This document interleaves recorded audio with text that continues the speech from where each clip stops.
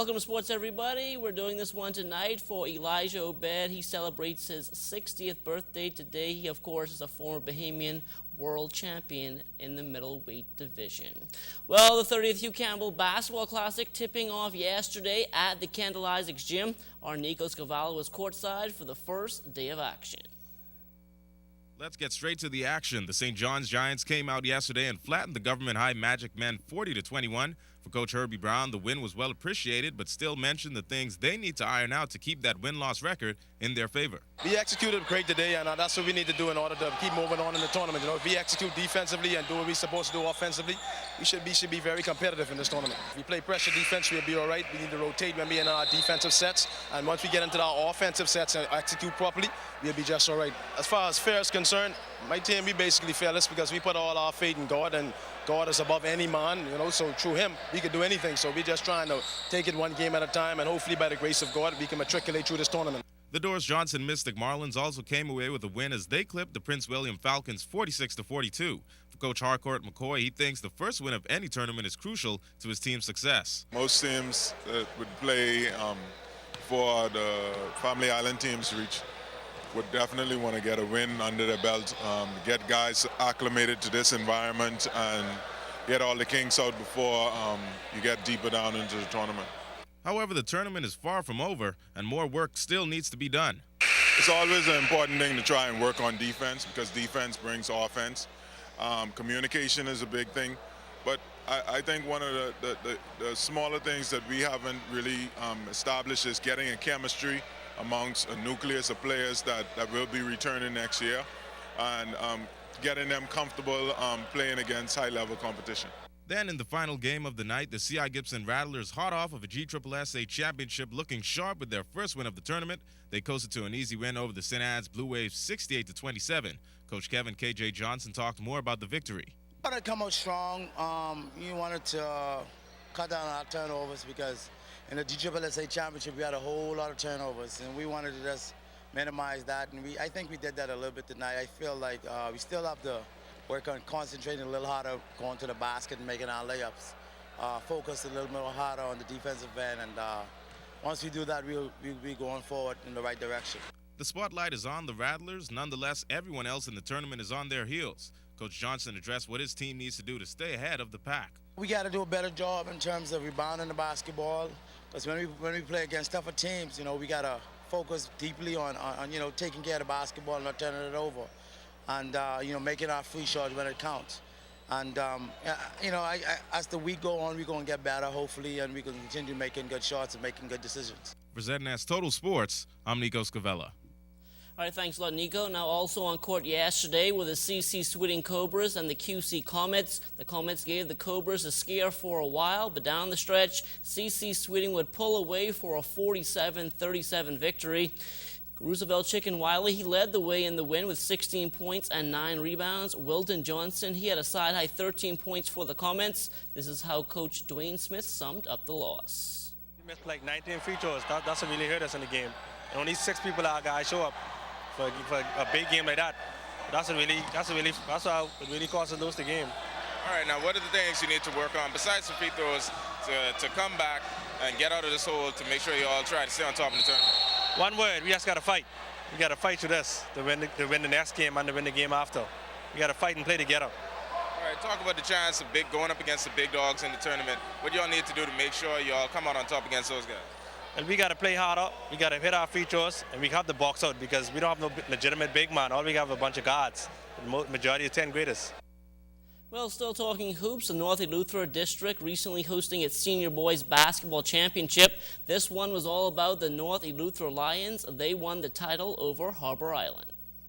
In the past, it's a team with much talent, but they never had the opportunity to expose. Now that we are here as a unit, this year we want the Bahamas to know that North Eleuthera High School is coming on strong, not only in sports, also in academics, and we're going to do our best to represent Eleuthera. True, it all was a good fight. They gave it their all, but we just came up short.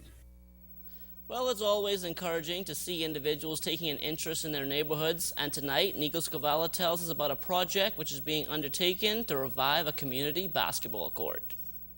The Elizabeth Estates basketball court is getting a facelift courtesy of an initiative from the Free National Movement.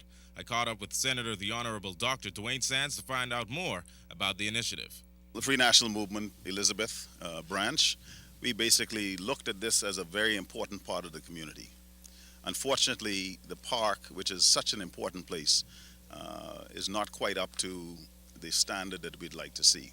And we thought, what better contribution than to just try and give the park a facelift in order to make it a little bit more attractive so that the young people, the young men in particular, can come out, burn off some steam, have a nice game of basketball in an environment which was fitting.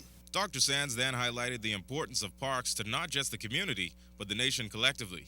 Green spaces or communal spaces, spaces for recreation are so important. They provide a central hub for establishing community. People can come here and meet. There are many functions that are held here. We have held barbecues here. We have held social gatherings here. And so parks are absolutely vital to the life of a neighborhood or community. And so it becomes very important that those parks are well maintained. We want people to want to come to the park. This is a good start for the reconstruction of Elizabeth Estates recreation, and Dr. Sands mentioned the other initiatives his team plans to implement in short order. We're going to be going to the other park in Elizabeth Estates, which is a lot larger. We also have plans to develop the Swaby court. In the southern part of Elizabeth, there is precious little space for young men in particular to burn off energy. And Mr. Swaby has allowed his backyard to be used as a place where men come from all over Elizabeth. And so we would like, with his permission, to renovate that basketball park. For ZNS Total Sports, I'm Nico Scavella. Well, last week we heard from Valentino Knowles, one half of the country's two-man boxing team, which got an invitation to attend a pre-Olympic training camp in the United Kingdom. Tonight, our Julian Gibson speaks with Valentino's teammate Carl Heild about what he hopes to accomplish. First of all, I want to give God thanks for giving me the strength and knowledge and another opportunity to travel to another country to get some good training. You go into this camp, what are some of the things you want to fine-tune, try and improve on, get better after you try and qualify for the Olympics? Really, as the year started, we were doing a little of a physical and strength training. Now, with the camp in London right now, we're just looking to go and get some good sparring, some good glove work. What some of the things personally you see you need to improve on? Me, really, it's just a little more of throwing the hand some more. And basically, hit and move. Hit and don't be hit. How difficult it is to qualify for the Olympics? You've been going to this boxing tournament, the next one. I guess this is a rough road. Basically, the Americas itself is one of the toughest continents in the world, different from Europe. So right now, I'm confident. I'm in my prime, but I just don't want to peak too early, because in my weight class, you have the guys that rank number 2 and number 3 in the world. I don't push over. So it wouldn't be a pushover. You just have to go there and get it. So that's what I'm willing to go and get it. Will we see you in the Olympics 2012 come July? By the faith of God and with my skills, yes, I'll have to represent the 242 in the 2012 London Olympics. Well, today was Hornets Day at the Hugh Campbell Primary School in Grand Bahama. As Megan Shepard tells us tonight, it was all about celebrating and encouraging the youth of our country. The Hornets were named Grand Bahama Primary School of the Year and 2 physical education teachers as Coaches of the Year. District Superintendent Sandra Edgecombe says the coaches' encouragement and motivation played a major role in the school's success. I will continue to cheer for you, because until one of my schools could take it from you, I got you, Watson and Roll, because you gotta love it. Guest speaker Ravano Ferguson spoke very highly of the 2 honorees and says they are very committed to producing quality athletes. He also encouraged the students to follow their dreams in life and always remember to give back. If you notice, in high school now, majority of athletes that come from Hugh Campbell go on to whichever high school they choose and not only excel in sports, but they excel in academics as well. And that's because of the school and as well as the coaches. Megan Shepard, ZNS Total Sports. All right, thanks a lot, Megan. And finally, in this segment, the 2012 Grand Bahama YMCA Soccer League Mini Championships in the history books now. As Ricardo Lightbourne tells us, the soccer stars of tomorrow are on full display. The YMCA Soccer League Cup Championship featured the Wall Warriors and the Bellevue Blue Jays. Both teams played up-tempo style of soccer in the mini-division play, while a 4-0 lead in favor of the Blue Jays. The Warriors got on the scoreboard on this play. That's good. On a penalty kick, 4-1 is the score in the game. The Blue Jays stayed in the game and played with heart and went on to win it 4-1 and the Mini League Cup title. In the second half, we had the advantage because we had the win with us, and I think that was the key to us winning today. In the plate finals, the Playtime Sports Tigers took on the GB Port Authority Wolves. This was another tough game on both sides of the ball. The Tigers won at 6-1. Congrats to the Tigers and Blue Jays on a very good soccer season. And that will do it for sports.